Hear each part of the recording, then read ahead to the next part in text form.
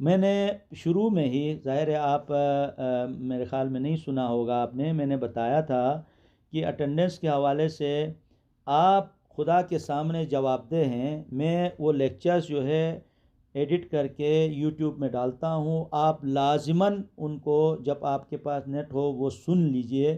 میں اٹینڈنس سب کو دے رہا ہوں، میں اس یعنی حسن ظن رکھتا ہوں، میں حسن ظن رکھتا ہوں یقیناً آپ نے ظاہر ہے اب ہماری مجبوری ہے نا، نیٹ کہیں پہ نہیں آ رہا ہے تو ہم اس کو اس کو بونڈ تو نہیں کر سکتے ہیں۔ سنو تو صحیح نا، پہلے بات کمپلیٹ کرنے دو، اس کے بعد سوال کرو۔ تو اس لیے ان بچوں کی تکلیف کا مجھے اندازہ ہے، تب میں ڈبل محنت کر کے ایڈٹ کر کے اپلوڈ کرتا ہوں تاکہ وہ کہیں پہ نیٹ کی فیسلٹی اسے اویلیبل ہو تو وہاں اس کو ڈاؤن لوڈ کر کے سنیں۔ اگر وہ نہیں سنتا ہے تو کل قیامت کے دن وہ جواب دہ ہوگا، اس نے بغیر سنے بغیر محنت کے اٹینڈنس انہوں نے لی ہے، تو کل خدا کے سامنے میں کہوں گا اے میرے اللہ، میں نے ان بچوں کے لیے یہ اتنی محنت کر کے اپلوڈ کیا تھا، انہوں نے نہیں سنا، پھر بھی انہوں نے سنے بغیر اٹینڈنس لیے، اس لیے آپ اپنی عدالت میں انہیں سزا دے دیں۔ بات سمجھ میں آ رہی ہے؟ ٹھیک ہے، اب آگے سوال کریں، اب آگے سوال کریں۔ اچھا، اب آپ مائک بند کریں۔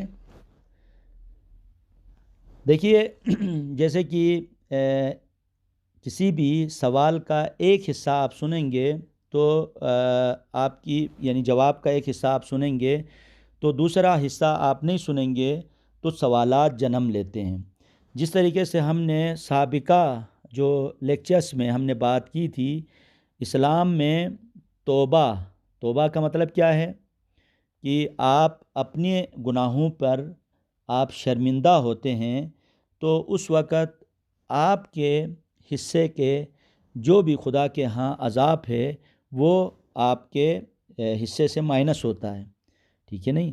آپ اپنی غلطی کا اپنی یعنی غلطیوں کا اظہار کرتے ہیں، جیسے کہ سورہ بقرہ کے آخری آیات میں ہم پڑھ چکے ہیں کہ انسان جب خدا کی بارگاہ میں حاضر ہوتا ہے، حاضر ہونے کے بعد صدق کے دل سے توبہ کرتا ہے تو اللہ تعالیٰ ظاہر رحم کرنے والا ہے، اس کو عفو درگزر کا جو پہلو ہے اس سے اللہ کے پیارے نبی صلی اللہ علیہ وسلم نے ہم سب کو آگاہ کیا ہے کہ جو حصہ اس لاشعوری میں پتہ نہیں تھا، آپ کو معلوم نہیں تھا، آپ نے گزار دیا، اور جو ہی جس وقت احساس ہو جائے، یعنی کہتے ہیں یعنی جان کندنی سے پہلے، یعنی انسان کا روح قبض ہونے سے چند لمحے پہلے بھی اگر اسے احساس ہو جائے اور اللہ اس کو ڈھیل دیتا ہے، اس حالت تک جب وہ آخری لمحے گزار رہا ہے دنیا میں، اسی لمحے بھی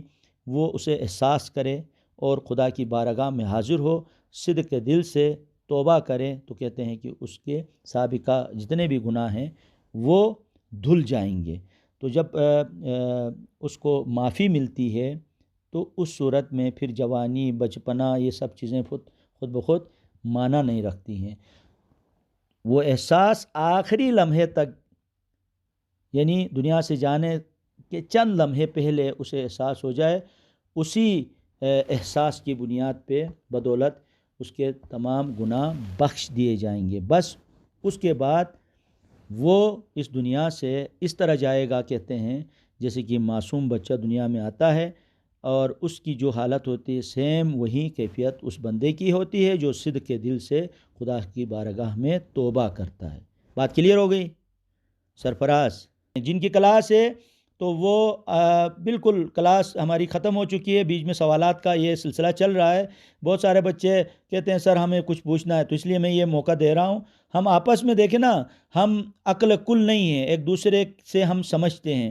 مجھے بہت ساری چیزیں نہیں آتی ہیں لیکن آپ لوگوں سے میں سیکھتا ہوں، تو یہ میں اس کو عبادت سمجھ کے اس حصے کو میں لے کے آگے بڑھتا ہوں۔ جی بیٹا آپ جائیں طیبہ پلیز، جو بچے ہیں جو کمپیوٹر سائنس کی دوسری کلاس ہے وہ کلاس اٹینڈ کریں۔ جی نیکسٹ کوئی پوچھنا چاہیں؟ جی ہاں، BAYAK بیاک ٹی وی آپ کریں یوٹیوب میں۔ جی سوال آپ کریں سید منیر۔ ویلکم. جی سید. جی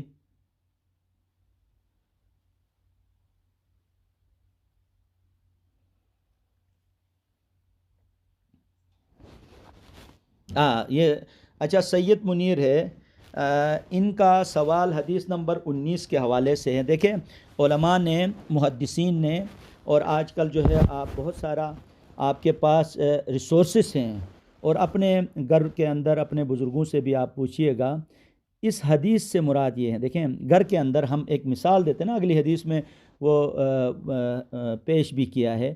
تو اب گھر کے اندر گھر کا ماحول کیسا ہے؟ یوں سمجھو گھر کے اندر جو ہے ایک سربراہ ہے، ٹھیک ہے، باپ ہے، بیٹے ہیں، بیٹیاں ہیں، ٹھیک ہے، اور بیوی ہے. اب ایک گھر ہم لیتے ہیں، تو اس میں جو ہر ایک کے کام ڈیوائڈ ہیں، ذمہ داریاں ملی ہوئی ہیں. باپ کی ذمہ داریاں الگ ہیں، بیٹے کی ذمہ داریاں الگ ہیں، بیٹی کی ذمہ داریاں الگ ہیں، بیوی کی ذمہ داریاں الگ ہیں. ہر ایک کی ذمہ داریاں ہیں، ٹھیک ہے. اب آپ جو ہے، آپ کو جو ذمہ داری ملی ہے بحیثیت بیٹا، آپ باپ بننے کی کوشش کرو گے تو وہاں گھر کا پورا نظام درہم برہم ہو جائے گا، ٹھیک ہے. اب اس کے لیے کیا کرتے ہیں؟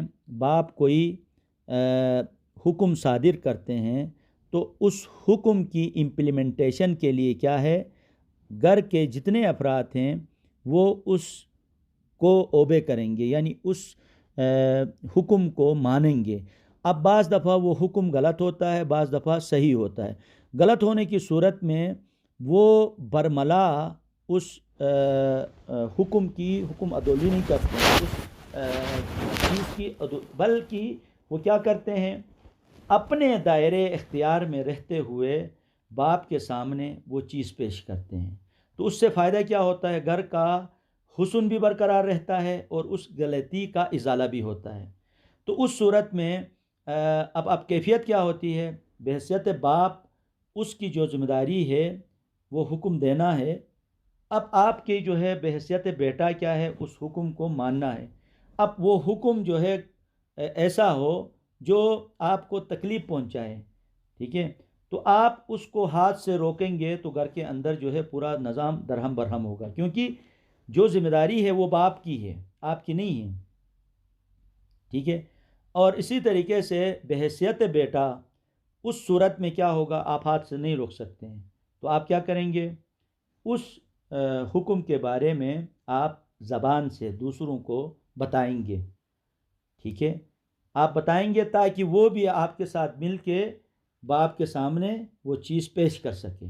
تو اب دوسرے مرحلے میں کیا ہوا؟ آپ نے ہاتھ سے تو نہیں روکا، ہاتھ کا وہ روکنے کا اختیار باپ کے پاس ہے، آپ کے پاس نہیں ہے. آپ نے کیا کیا؟ اپنی زبان استعمال کی، دوسرے افراد کے ساتھ مل کے باپ کو موٹیویٹ کیا، ٹھیک ہے. تو آپ خاموشی نہیں اختیار کی. اب تیسرا مرحلہ ہے، تیسرا مرحلہ یعنی پوتا ہے، ٹھیک، یا پوتی ہے. اب پہلا مرحلہ باپ کا ہے، دوسرا بیٹا کا ہے، تیسرا جو ہے پوتے کا ہے. اس صورت میں اب پوتا جو ہے باپ سے وہ چیز بیان کرتا ہے، لیکن اس چیز کی امپلیمنٹیشن کے لیے وہ راضی نہیں ہے، اس کے پاس نہ اختیار ہے نہ زبان ہے، ٹھیک ہے. تو اس صورت میں کیا ہے؟ اس چیز کو اپنے دل میں یعنی اس کو برا جانتا ہے، ٹھیک ہے، اظہار نہیں ہے نا اس کے پاس، تو اس صورت میں اس پہ راضی بھی نہیں ہے. تو یہ کیفیتیں ایک عام گھر میں ہم محسوس کرتے ہیں. تو اس میں کیا ہے؟ اختیار کی بنیاد پہ ہے. تو سیم اسی طریقے سے وہ اختیار معاشرے میں لے جاتے ہو تو نفاذ حکم ہم جج نہیں بن سکتے ہیں، اس کے لیے پورا ایک ادارہ بنا ہے. وہ ادارہ اس کی ثوابدید ہے. میں باہر بیٹھ کے پولیس مین نہیں بن سکتا ہوں، اس کے لیے وہ افراد موجود ہیں. ہر ایک کا دائرے اختیار ہے.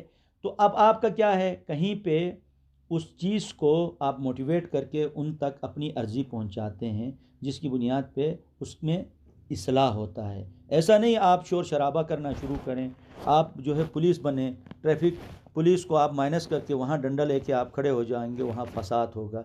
یہ چیزیں 1400 سال پہلے اللہ کے نبی صلی اللہ علیہ وسلم نے معاشرے کا حسن، گھر کا حسن ہمیں سمجھا دیا ہے، یہ مراد ہے۔ منیر، بات سمجھ میں آ رہی ہے؟ اتنا تک کافی ہے۔ دیکھیں، میں نے پہلے بھی اس پہ بات کی، چونکہ حدیث آج میں نے پڑھائی ہے اس لیے میں دوبارہ اس کو دہراتا ہوں۔ ایسا ہے کہ عموماً ہم چیزوں کو جذباتی انداز میں لیتے ہیں، ٹھیک ہے؟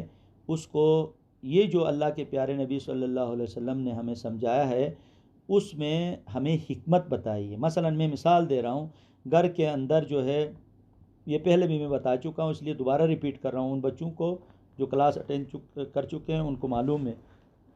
مثلا آپ بیٹی ہیں، ماں کا رتبہ بلند ہے، ٹھیک ہے؟ اب ماں اللہ نہ کرے غیبت کریں، آپ بیٹی ہیں، آپ کہتی ہیں امی یہ کیا کر رہی ہیں، خواہ مخواہ غیبت کر رہی ہیں آپ، گناہ ہے، سخت گناہ ہے، خدا نے منع کیا، رسول نے منع کیا۔ اس وقت آپ نے اچھی بات کی لیکن ماں کے عزت نفس کو ٹھیس پہنچایا، آگے سے جواب کیا ملے گا؟ وہ آپ کی عزت نفس کو ٹھیس پہنچائے گی، آپ کو کہیں گے خاموش رہو، مجھ سے زیادہ جانتی ہو آپ، چپ رہو، ٹھیک ہے؟